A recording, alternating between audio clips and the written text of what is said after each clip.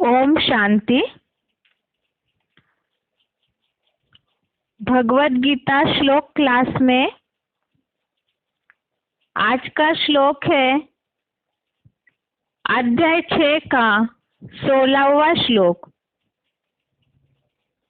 अध्याय 6 श्लोक नंबर 16।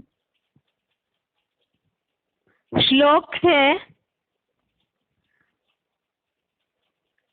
नात्यश्नतस्तु योगोस्ति न चैकान्त मनश्नतः न चाति स्वप्नशीलस्य जाग्रतो नैव चार्जुन। श्लोक दोबारा। नात्यश्नतस्तु योगोस्ति न चैकान्त मनश्नतः न चाति स्वप्नशीलस्य जाग्रतो नैव चार्जुन।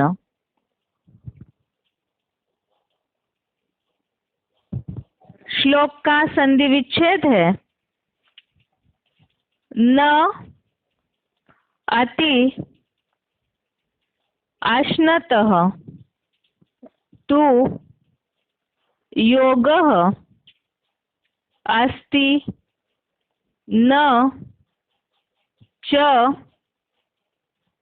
एकांतम अनश्नतः न च अति स्वप्नशीलस्य जाग्रतः न एव च अर्जुन। संधि विच्छेद दोबारा। न अति अश्नतः तु योगः अस्ति न च एकांतम अनश्नतः न च अति स्वप्नशीलस्य जाग्रतः न एव च अर्जुन। शब्दों का अर्थ है अर्जुन अर्थात हे ज्ञान धन जेता अर्जुन।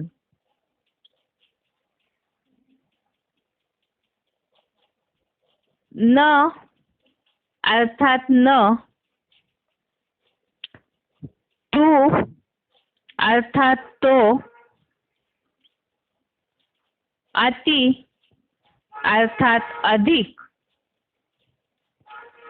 अश्नतः अर्थात खाने वाले को, च अर्थात और, न अर्थात न, एकांतम अर्थात बिल्कुल, अनश्नतः अर्थात उपवास वाले का, योगः अर्थात योग, अस्ति अर्थात लगता है, च अर्थात तथा, नाति इसमें दो शब्द है न अति। न अर्थात न, अति अर्थात अधिक, स्वप्नशीलस्य अर्थात सोने वाले का, च अर्थात और, न अर्थात न, जाग्रतः अर्थात पूरा जागने वाले का, एव अर्थात ही। शब्दों के अर्थ दोबारा। अर्जुन अर्थात हे ज्ञान जेता अर्जुन। न अर्थात न। तू अर्थात तो। अति अर्थात अधिक। अश्नतः अर्थात खाने वाले को। च अर्थात और। न अर्थात न। एकांतम अर्थात बिल्कुल। अनश्नतः अर्थात उपवास वाले का। योगः अर्थात योग। अस्ति अर्थात लगता है। च अर्थात तथा। नाति इसमें दो शब्द है, न अति। न अर्थात न। अति अर्थात अधिक।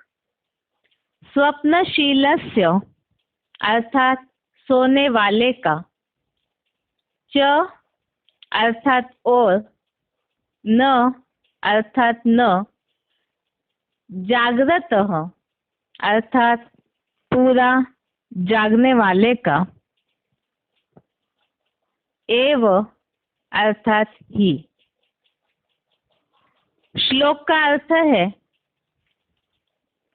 हे ज्ञान धन जेता अर्जुन, न तो अधिक खाने वाले को और न बिल्कुल उपवास वाले का योग लगता है, तथा न अधिक सोने वाले का और न पूरा जागने वाले का ही। श्लोकों के टॉपिक में बात चल रही है ध्यान योग का विषय। इसमें भगवान से जुड़ने के लिए, क्योंकि भगवत गीता में तो हर अध्याय ही योग इस शब्द के नाम से ही जुड़े हुए हैं। जैसे 6वां अध्याय भी है आत्म संयम योग। तो भगवान से जुड़ने के लिए, क्योंकि भगवान से जुड़ कर के ही जीवन में सारी प्राप्तियां होती है, तो बुद्धि योग भगवान से जोड़ने के लिए ही जिस शरीर का कर्मेंद्रियों का आधार लेकर के मनुष्य कर्म करते हैं, तो वो जीवन शैली कैसी होनी चाहिए और उसे नियमित करके किस तरह से भगवान से जुड़ सकते हैं, यथार्थ रीति योग लगा सकते हैं, उसके बारे में ही अभी जो श्लोक चल रहे उसमें बताया हुआ है। अभी तक तो भगवान से जुड़ने के लिए याद में बैठते समय किस तरह से बैठना चाहिए, इंद्रियों को नियमित करके फिर मन को किस तरह से वशीभूत करता है योगी, इन बातों के लिए बताया। आंखें खोल के बैठना है और आत्मा को परमात्मा से जोड़ लेते हैं, तो उससे निर्वाण धाम की परम शांति की अनुभूति हो जाती है। ऐसे कल के श्लोक में उल्लेख था 15वें श्लोक में।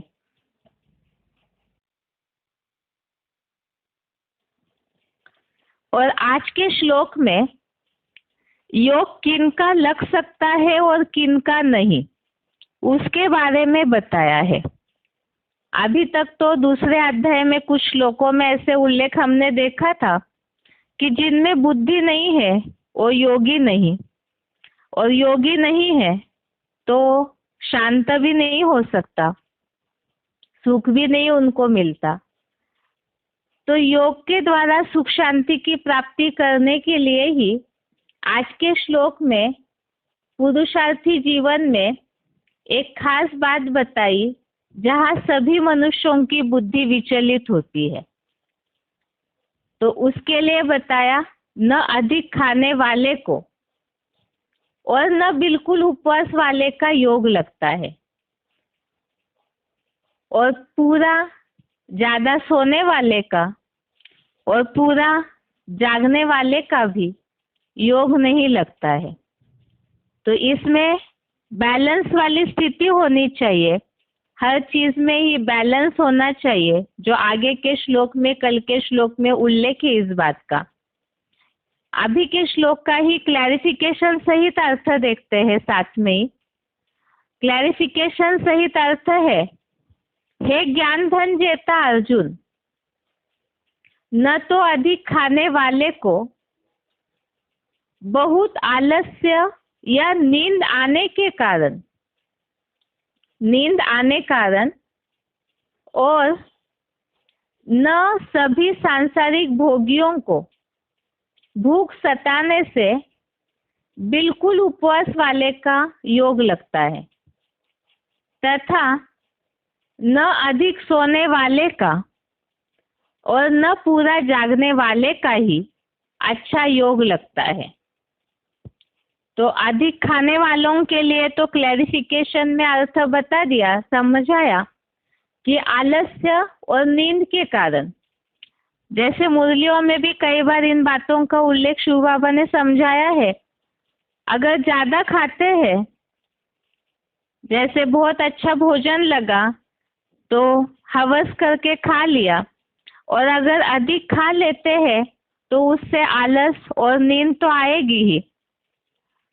और इसके कारण, क्योंकि शरीर का सिस्टम इन सब बातों से ही बना हुआ है, तो आलस और नींद के कारण ही जिस तरह से याद लगनी चाहिए, भगवान से बुद्धि योग जोड़ना चाहिए, वो नहीं जुड़ेगा। क्यों? खाने पीने का और बुद्धि का क्या संबंध है? क्योंकि खाना तो स्थूल शरीर से खाया जाता है और बुद्धि तो सूक्ष्म चीज है। लेकिन ये जो स्थूल इंद्रिया है इनका, और जो सूक्ष्म इंद्रिया है मन बुद्धि, अव्यक्त मन जिसे बोला है, ये 11वीं और प्रधान इंद्रिया है। तो अगर शरीर की जो इंद्रिया है, ज्ञानेन्द्रिया कर्मेंद्रिया, अपना काम करती है, अपने विषय भोगों की ओर खींचते रहती है, तो मन भी बरबस खींच जाता है और बुद्धि को भी खींच लेता है। ये जैसे कि हमने दूसरे अध्याय में कई श्लोकों में देखा कि पानी में तैरती नाव की तरह ही चंचल मन जो है वो बुद्धि को भी खींच लेता है। और इसी तरह से अगर अधिक भोजन खाएंगे तो उसकी रास्ता में एक तो बुद्धि जाएगी, वो भी बुद्धि योग टूटा। दूसरा, खाना खाने से आलस तो आता ही है, क्योंकि शरीर पूरा खाना पचाने में ताकत लगाता है, तो उसके कारण भी आलस और नींद आएगी। तो जिस तरह से याद में बैठते समय, भगवान से योग लगाते समय हल्का फुल्का होना चाहिए शरीर, वो नहीं होगा। और ऐसे ही संसारी भोगियों को भूख सताने से, अर्थात बिल्कुल उपवास वाले का भी योग नहीं लगता है। अगर भूखे हैं तो भोजन में ही भूख की तरफ ही बुद्धि जाएगी, बार बार उसी तरफ बुद्धि अर्थात मन के संकल्प जाते रहेंगे। तो जिस तरह भगवान से जुड़ने के लिए मन एकाग्र होना चाहिए वो नहीं होगा। जैसे कि भक्ति मार्ग में भी इसके लिए कहा जाता है, भूखे भजन न होए गोपाला। तो जो लौकिक में भक्ति मार्ग में जो कहावतें हैं, तो इसी तरह से ज्ञान मार्ग में भी, पुरुषार्थी जीवन में भी यदि कोई हठ योग करे तो खाना पीना छोड़ करके सोचे कि हम बहुत अच्छा पुरुषार्थ करें, तो वो नहीं होगा।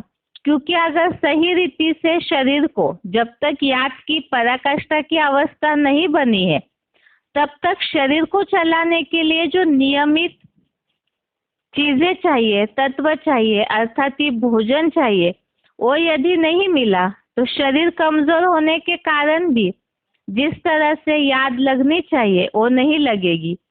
और इसी तरह भूख लगी है तो बुद्धि, मन के संकल्प जो है वो खाने पीने की तरफ ही कहीं ना कहीं दौड़ते रहेंगे, तो मन ही कंट्रोल में नहीं है, तो उसके कारण भी याद की जो अवस्था अनुभव करनी है वो नहीं होगी।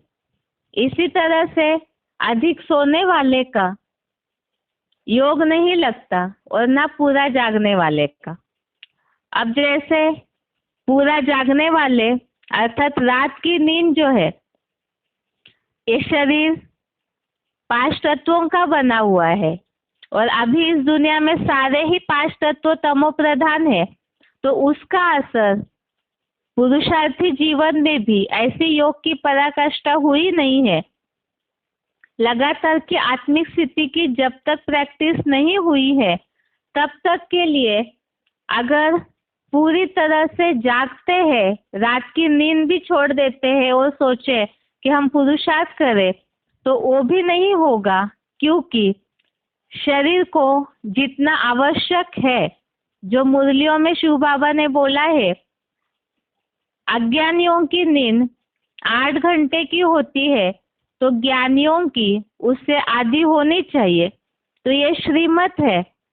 और इसके अलावा भी अगर कोई हठयोग करते हैं, ये तो सहज राजयोगियों के लिए श्रीमत है 4 घंटे की नींद, फिर भी अगर हठयोग करते हैं या तो रात भर जग करके सोचे कि हम पुरुषार्थ करें, तो जैसे मुरलियों में शिव बाबा बहुत बार उदाहरण देते हैं, रात के 12 बजे से ही कोई अमृत वेला करना है सोच करके जगे रहे, तो स्वाभाविक है कि 3-4 बजे 5 बजे तक नींद आ जाएगी।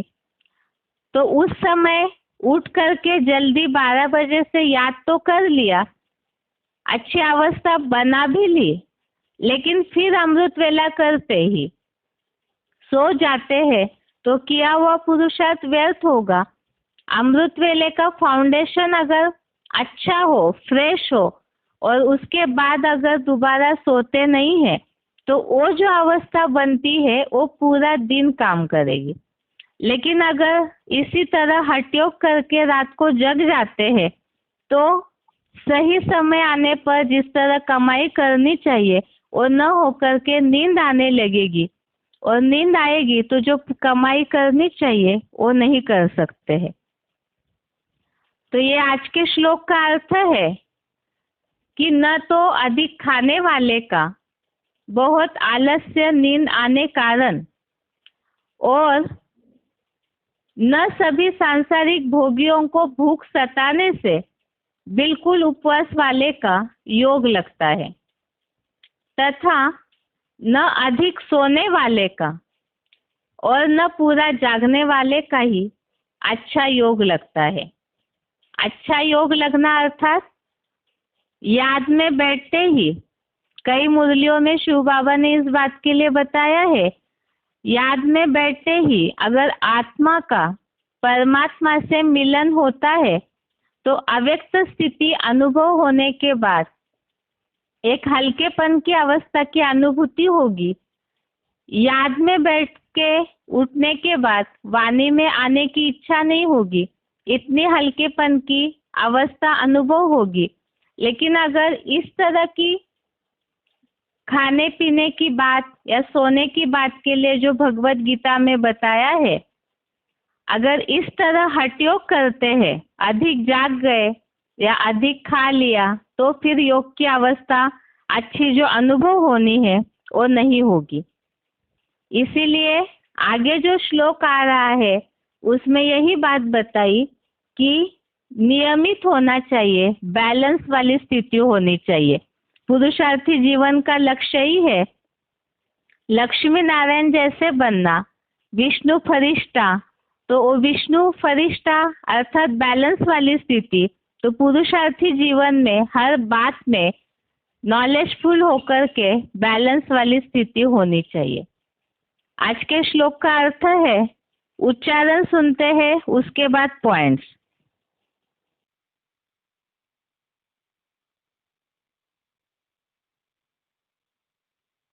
हे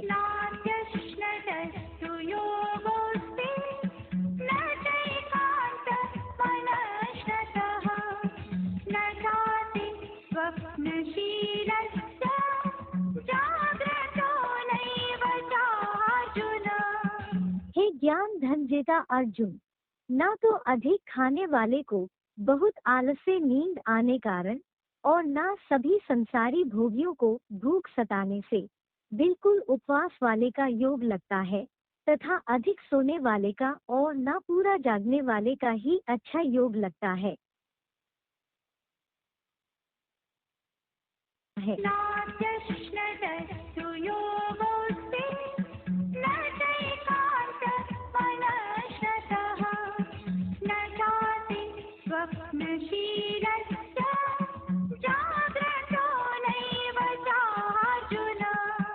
हे ज्ञान धन जेता अर्जुन, ना तो अधिक खाने वाले को बहुत आलस से नींद आने कारण और ना सभी संसारी भोगियों को भूख सताने से बिल्कुल उपवास वाले का योग लगता है, तथा अधिक सोने वाले का और ना पूरा जागने वाले का ही अच्छा योग लगता है। आगे है पॉइंट्स। इसी श्लोक संबंधित ही VCD पॉइंट है। VCD number 3293, VCD number 3293। अधिक भोजन के बाद नींद आने का कारण।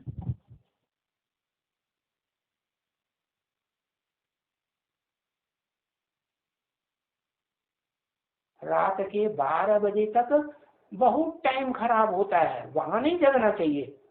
रात के 12-1 बजे के बाद फिर अमृत वेला अच्छे से अच्छा शुरू हो जाता है, तो उस समय जगना चाहिए, याद करना चाहिए, अपन को आत्मा समझ करके रहना चाहिए, बाबा के ज्ञान ध्यान में मस्ती में लगना चाहिए कि दुनियादारी के धंधे में लगना चाहिए है, लगना चाहिए, नहीं लगना चाहिए। तो देखो अभी भी ध्यान नहीं दे रहे, क्या करते हैं? देखो गीता में भी भक्ति मार्ग में दिखाया हुआ क्या, जो बहुत खाते हैं उनका भी योग नहीं लगता। क्यों? कि नींद बहुत आती, खाने के बाद नींद आती कि नहीं है? हाँ, जो खाना है खाया हुआ वो सारी ऑक्सीजन खींच लेता है, तो फिर आत्मा को नींद आने लगती। इसलिए बाबा कहते हैं ब्राह्मणों का खाना, योगियों का भोजन तो बहुत क्या होना चाहिए, बहुत सूक्ष्म। अब इसका मतलब ये भी नहीं है कि तुम उपवास करना शुरू कर दो। बाबा तो कहते हैं सहज राजयोग में तुम्हें सिखाता हूँ, तुम जितना आत्म स्थिति में रहेंगे हैं और जितना देहभान को त्यागेंगे, उतना सहज सहज तुम्हारी नींद कम होती जाएगी, तुम्हारी भूख भी कम होती जाएगी। भूख कम होगी तो नींद कम आएगी।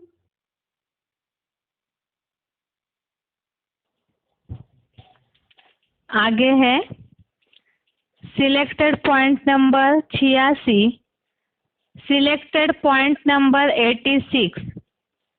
रात के हल्के भोजन से अमृत वेले का फाउंडेशन अच्छा होगा।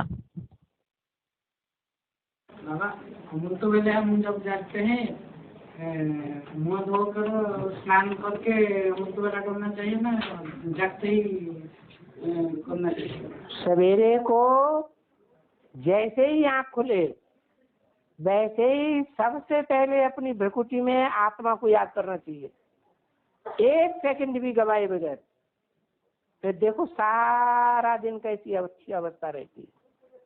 फाउंडेशन ही आत्मा की स्थिति का डाल दो नए दिन की शुरुआत में। फाउंडेशन अच्छा होगा तो सारा दिन बढ़िया जाएगा।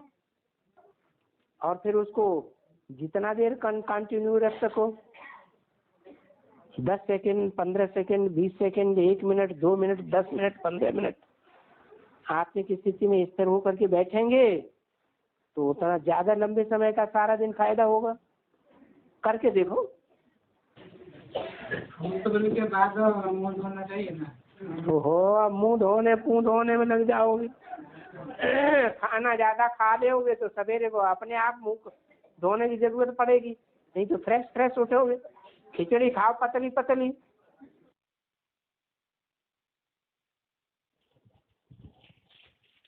अभी के दोनों पॉइंट में जैसे उल्लेख आया है श्लोक संबंधित, अगर अधिक खाते हैं तो खाना पचाने में शरीर सारा ऑक्सीजन खींच लेता है, तो उससे भारीपन आके नींद आती है। इसीलिए उपाय बताया अभी के पॉइंट में। योगियों के लिए तो पुरुषार्थी जीवन में याद की अच्छी स्थिति बनाने का फाउंडेशन ही है अमृत वेला, और अमृत वेला अच्छा करना है तो रात का भोजन हल्का होना चाहिए। यही बात का उल्लेख है। ये नहीं इसका मतलब अच्छी याद करनी है, अच्छा अमृत वेला करना है तो भूखे रहे, लेकिन रात का अगर भोजन हल्का हो, जैसे कि शिव बाबा ने अभी पॉइंट में VCD में बताया, हल्की अगर खिचड़ी पतली पतली खाते हैं तो सुबह उठने में सुविधा होगी और उससे अमृत वेले का फाउंडेशन भी अच्छा होगा। आगे का सिलेक्टेड पॉइंट है 780 नंबर। सिलेक्टेड पॉइंट नंबर 780, पुरुषार्थ में बैलेंस होना चाहिए।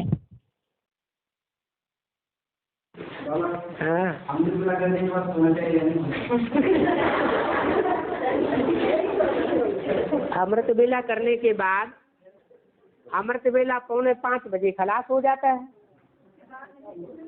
अमृत वेला 4:45 बजे खलास होने के बाद कोई सो जाता है। अब सोएगा तो घंटे 2 घंटे सोएगा कि नहीं है? 7-8 बजे तक सोएगा ना। इसका मतलब उसको संगठन की पावर मिलेगी या नहीं मिलेगी? क्यों नहीं मिलेगी? हाँ, अमृत वेला तो किया खींच खांच के, लेकिन परिवार का साथ, परिवार का सहयोग, परिवार का वाइब्रेशन नहीं लिया। हाँ? तो थोड़ा करो ना। कोई पहलवान कहे कि हम पहलवान बनेंगे और पहले ही दिन 200 बैठकें लगा दे, 200 डंडे लगा दे, तो सारा शरीर टूट जाएगा ना। अब धीरे धीरे प्रैक्टिस बढ़ाओ।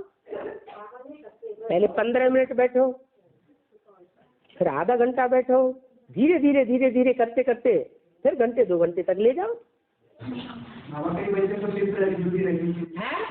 कई बच्चों को ड्यूटी लगी ना। हाँ, तो क्या हुआ? नाइट ड्यूटी 24 घंटे रहती है क्या? 24 घंटे रहती है? फिर क्या बात? 8 घंटे ड्यूटी रहती है तो 8 घंटे आके सो जाओ।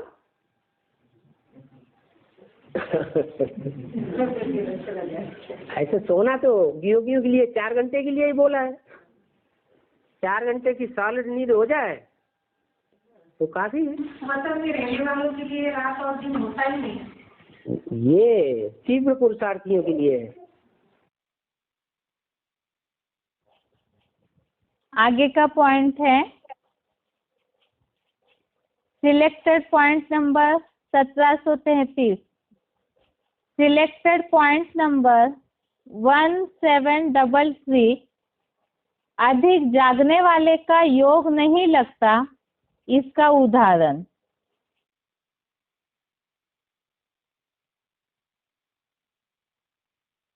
यूं तो अमृत वेला रात्रि के 12 बजे से, लेकिन ऐसे अमृत वेले से उठने से क्या फायदा कि रात्रि के 12 बजे उठ के बैठ गए और फिर बाद में घंटे 2 घंटे के बाद फिर सोना शुरू कर दिया। मुर्गा क्या करता है? सबको उठा देता है और फिर खुद हो जाता है।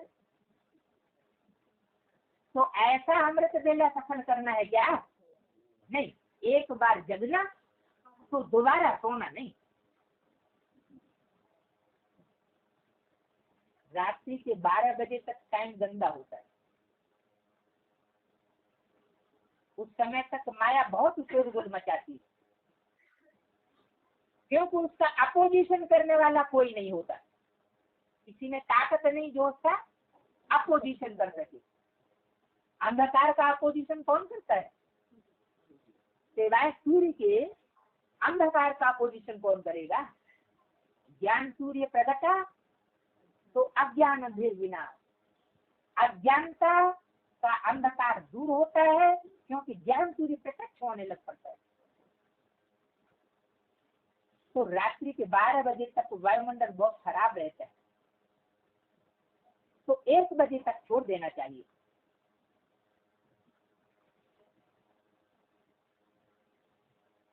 एक बजे के बाद वायुमंडल अच्छा रहता है।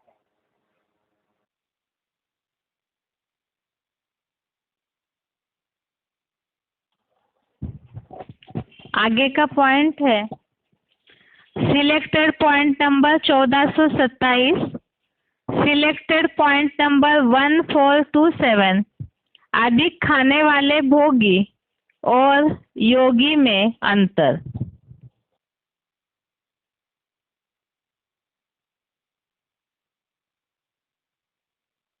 100% आत्माभिमानी की निशानी क्या होगी?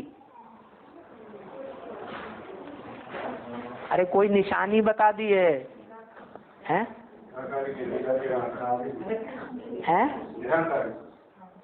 निराकारी मानी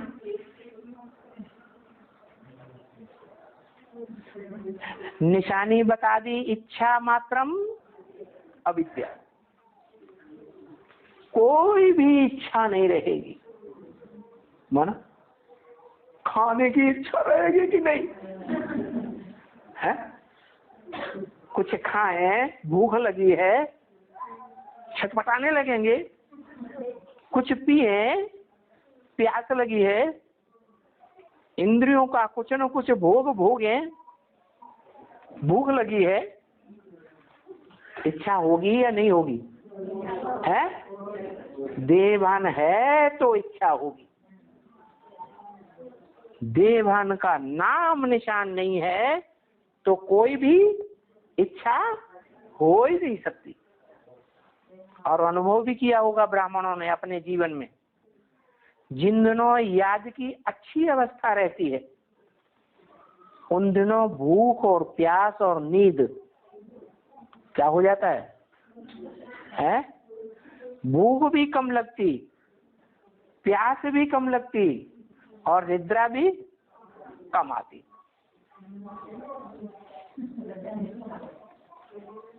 ये भूख किसे लगती है? भोगी को।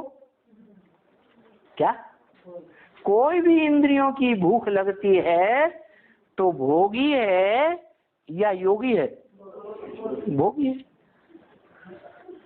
इसलिए ब्रह्म वाक्य मुरली में बताया योगियों की भूख बहुत सूक्ष्म होती है।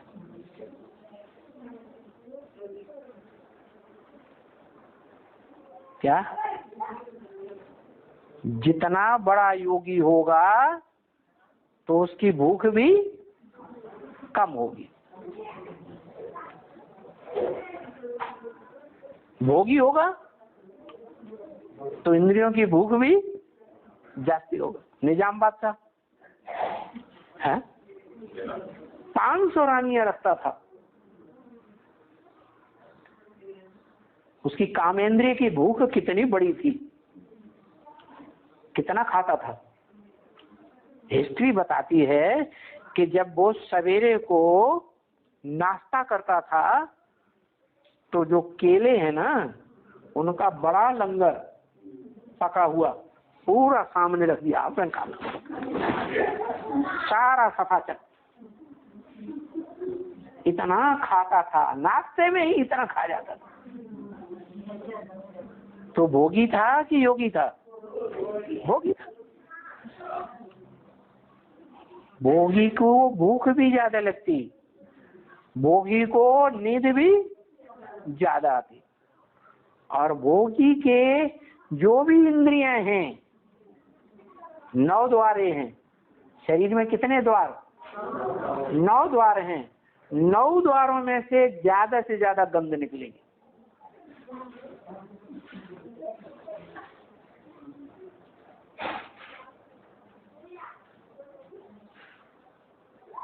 तो देखो निशानी बता दी योगी की। क्या क्या पहचान? इच्छा मात्रम अविद्या।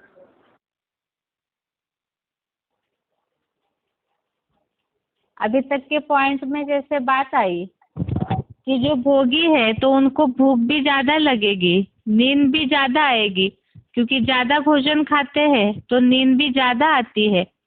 और जो योगी है आत्मिक स्थिति की पराकाष्ठा जितनी ज्यादा बढ़ती जाएगी तो उतना ही भूख और प्यास स्वतः ही कम हो जाएगी। आगे VCD पॉइंट है, VCD number 310। VCD number 310 52 minute के बाद से लिया हुआ पॉइंट है, गैस का गुब्बारा नहीं बनना है। वर्षों से ये बात बताए रहे हैं, हिम्मत है बच्चे, मदद है बाप। अब हिम्मत ही नहीं करेंगे तो बाप मदद क्या करेंगे। तो पहली हिम्मत है अपने आत्माभिमानी अमृत वेले प्रैक्टिस करने की। फिर अगर सवेरे उठ करके प्रैक्टिस भी की और उसमें बहुत कुछ सफल भी हुए और प्रैक्टिस करते करते थोड़ा अलबेलापन आया और सो गए, तो की हुई सारी मेहनत सब चट हो जाती, कुंभकर्ण के हिस्से में चली जाती। फिर क्या करना चाहिए। जरूरी नहीं है कि 2 बजे 1 बजे ही उठा जाए, क्या अपनी शक्ति के अनुसार धीरे धीरे प्रैक्टिस करें। ऐसे नहीं को उमंग उत्साह में आ गए, बाबा की अच्छी सी वाणी सुन ली, कोई आत्माओं ने फोर्स भर दिया तो गैस के गुब्बारे बन गए। गैस का गुब्बारा क्या करता है, इतनी ज्यादा गैस भर जाती है तो बहुत ऊंचा उड़ता है, फिर धीरे धीरे उसकी गैस खत्म होने लगती है तो क्या करता है, नीचे आने लगता है। तो गैस का गुब्बारा भी नहीं बनना है। जो काम करना है दृढ़ता से करना है, करके ही छोड़ना है। अभी तो कितनी अच्छी बात बताई हुई है। संगम युग है असंभव को संभव करने का युग। अगर संगम युग में ऐसे कार्य न करने की हिम्मत पस्त होने लगे तो और किसी जन्म में हिम्मतवान नहीं बनेंगे।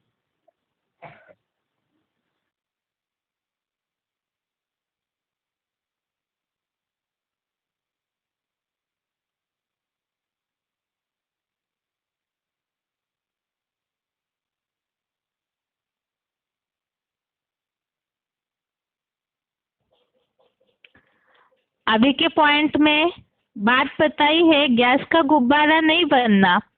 अर्थात ऐसे होता है कई बार पुरुषार्थी जीवन में, कोई अच्छा पॉइंट सुना या तो किसी ने फोर्स भर दिया तो तुरंत ही रात के 12 बजे से उठ के बैठ जाते हैं। और जैसे इसके पहले के पॉइंट में हमने समझा है, रात के अगर 12 बजे से उठ जाएंगे तो अमृत वेला नींद आ जाएगी, फिर सो गए तो मुर्गे की तरह हो जाता है, अर्थात विदेशी पने का फाउंडेशन लग जाता है। क्योंकि अधिक जागने वाले अर्थात जबरियन नींद को कंट्रोल करके याद करने की कोशिश करे तो याद टिकेगी नहीं और उससे जो पुरुषार्थ किया है वो भी व्यर्थ हो जाएगा। इसीलिए पुरुषार्थी जीवन में हर बात में बैलेंस होना जरूरी है। आगे है वार्तालाप नंबर 620, डिस्कशन नंबर 620, 1 घंटा 14 मिनट के बाद से लिया हुआ पॉइंट है, भूखे रहना भी हठ योग है। बाबा जैसे अमृत वेला में सोचता है तो रोज भोजन नहीं करना तो हठ योग तो नहीं होगा। योग नहीं और क्या है। अमृत वेला रोज ही में सो रहा है बहुतों का, तो रोज भूखे रहे तो गए काम से। बाबा ने मुरली में बोला है कि भूखे रहना है, तो जो बात मुरली में नहीं बोली है वो काय के लिए उसको फॉलो करना। अपने को सजा देने की बात क्यों, ऐसी सजा क्यों देना। हमको फिर बच्चे फॉलो करना शुरू कर देंगे, घर वाले फॉलो करना शुरू कर देंगे, हटियो क्यों करना। ऐसा उपाय बता दो मतलब मिट्टी ना हो है, थप्पड़ मारो 2-4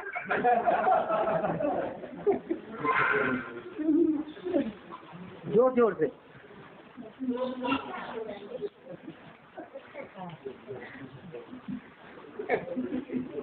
जैसे बाबा कहते हैं याद भूलती है क्योंकि पहननी चाहिए।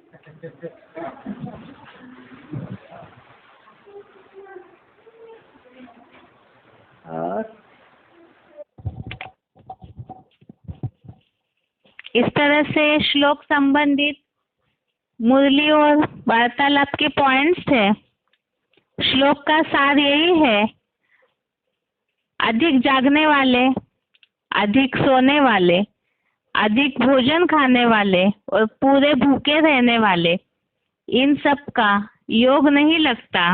अर्थात ही हर बात में बैलेंस होना चाहिए, और वो कैसे, उसके लिए अभी हमने पॉइंट समझे हैं। आज के लिए गीता क्लास यहाँ तक ही। ओम शांति।